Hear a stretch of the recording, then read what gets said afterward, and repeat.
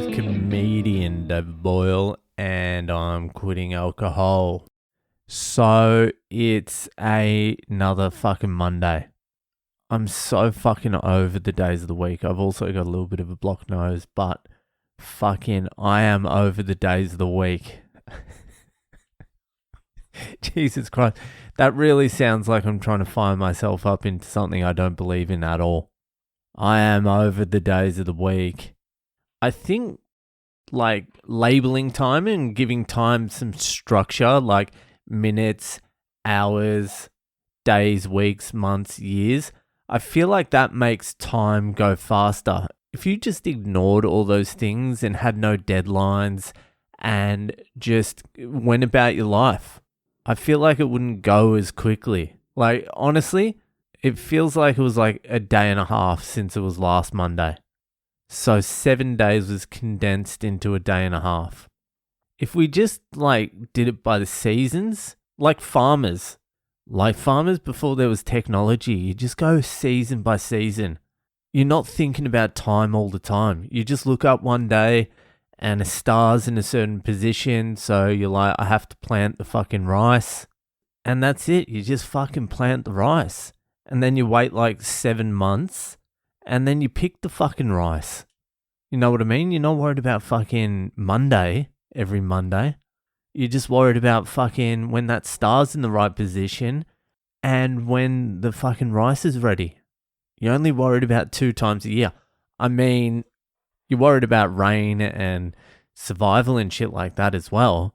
But you're not worried about time. Time's a fucking nightmare. And it doesn't even exist either.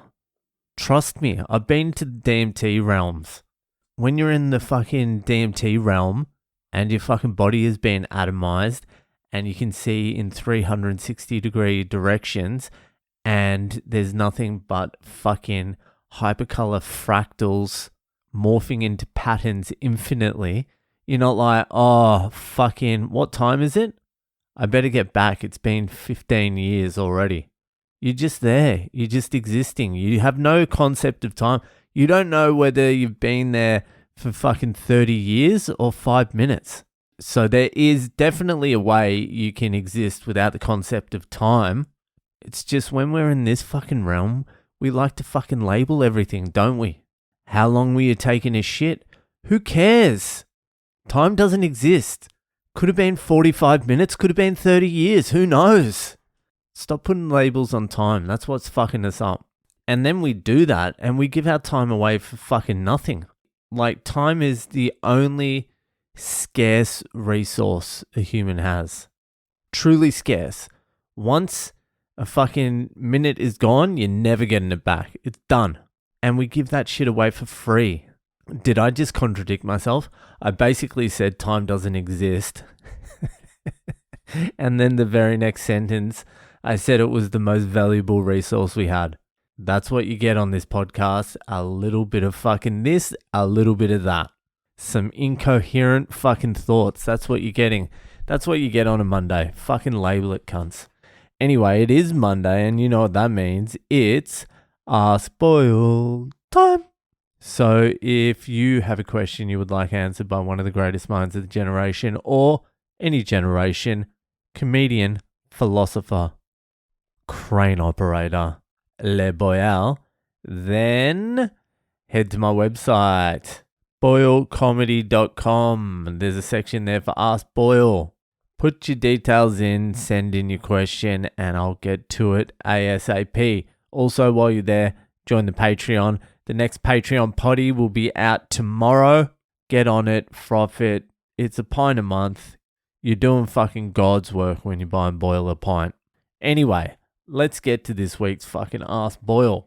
So this week's Ask Boyle was sent in by my man fucking Ethan Quinton out there in the USA. So here it is. Hey Boyle, I live in Chattanooga, Tennessee, USA, which is home to a cult-run restaurant called Yellow Deli. I called in an order, the food is fucking good, and an Australian guy was on the other end of the phone. Are the Australian people cult susceptible? Do you guys have 12 Tribes cult in Australia? And what kind of cult would be most successful in Australia? Well, Mighty Quinn, you have come to the right place. I had to quickly Google the 12 Tribes cult before I started this podcast, and it was started in Chattanooga, Tennessee, 46 years ago or some shit like that, and they have 3,000 members, which is not a huge cult, but it's a pretty good cult. I mean, cults are generally just like fucking you banging each other, so that's a good variety of banging going on there. You don't want a cult with like 14 people. You're just fucking the same people all the time. It's like, ugh, why did I even join this cult? Half of them are fat too. So 3,000 is not too bad. And when I Googled it, it popped up. An article popped up, and it was spend a night with the 12 Tribes cult in Australia.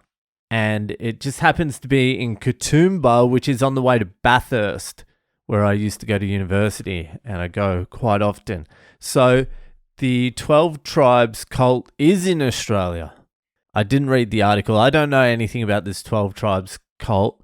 It said basically it's a mishmash of fucking Jesus and Jews, and you can only assume fucking they don't like the gays.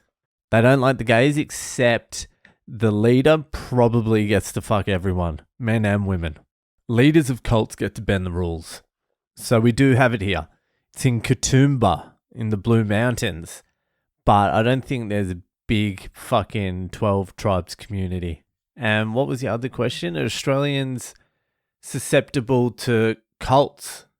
Look, Australia is a cult. Basically, the nation is a cult. It's a cult of fucking footy and beer. The best fucking cult in the world. Are Australians susceptible to cults? Look, I think Australians are just as susceptible as anyone else. It takes a certain type to join a cult. You got to be vulnerable, probably fucking traumatized at some point, lonely, you're on your own, you're looking for something bigger, something to be a part of. I would have been susceptible to joining a cult when I was younger, but not for those reasons, just because I was lazy. If I ran into a cult and they're like, just come live with us, it's rent free, you don't have to work, we grow our own vegetables, we take psychedelics all the time, and we fuck, I would have been like, all right, fucking sign me up. Who do we pray to? I'm in. I reckon I could have ridden like 10 years out in a cult. Easy. I always thought I'd start my own cult now, but I just don't have the fucking energy anymore. Too much lying, too much fucking, too much deception. When I was younger, I would have been all for it, but now I'm a little bit older. I'm too jaded for a cult. But mostly Australians, they're pretty resistant to bullshit. Not all, but your fucking general population. And like, fuck off, cunt. If you tried to convince cunts about anything, they'd just be like, listen, fuck off, cunt. I'm not fucking interested in your fucking mumbo-jumbo bullshit, fuck.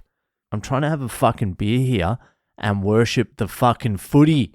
Johnsy and the boys. Australia's a football cult. In New South Wales and Queensland, the cult is rugby league. And in the rest of the country, it's AFL. Australian rules football. And obviously booze. Booze propels the cults. So yeah, the Australian dude that was answering the phone at fucking whatever it was called, Yellow Dally, he doesn't believe in the cult. He's just a lazy cunt like me. They said to him, listen, you can work the phones, we'll give you a free feed, you can live in our cult fucking accommodation, and you can bang all the birds. And he just flew to fucking Tennessee. He's like, it's better than fucking Katoomba. I can tell you that right now. So yeah. I hope I answered your fucking question. That'll do for today. Fucking give the podcast a share around, and I'll see you the fuck later.